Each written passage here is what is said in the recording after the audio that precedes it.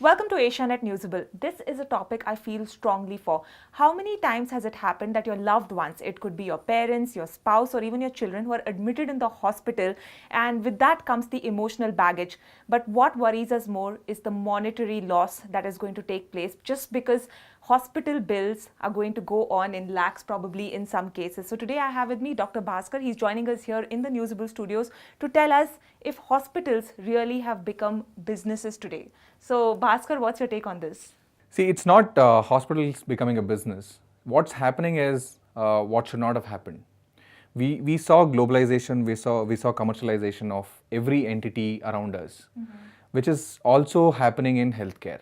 So, which is the sad point in healthcare. All right, it's about how you're putting the patient's health in jeopardy just for profits. It's happened to me personally. It's happened to my dad where he was misdiagnosed, where they convinced me that he needed an angioplasty and an angiogram. And when we took him to a different hospital, the diagnoses were completely different. There are 2 points to be considered here. One, the doctor's perspective. Every doctor is not the same.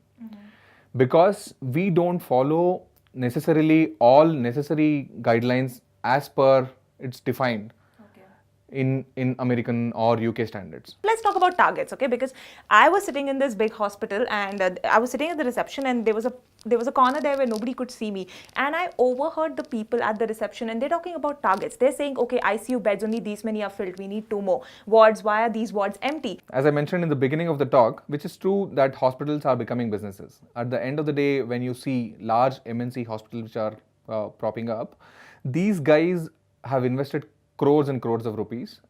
As any other business, even they would want to recover this money. That's where the targets of filling up all the beds, that's where the target of ensuring an equal number of admissions, that's where the target of diagnostic tests, all these comes up.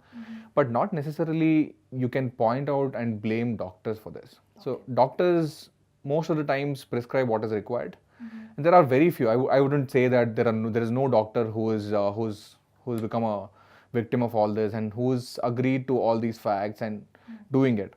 There are doctors who do it, but not necessarily all the doctors. It's more the system which is more commercialized and which is business oriented. All right. Thank you so much, Bhaskar, for joining us once again in the Newsable studios. I'm sure a lot of you have stories as well where your loved ones have been admitted and you must have had some horror stories too. Do let us know in the comment section below and keep watching newsable.com.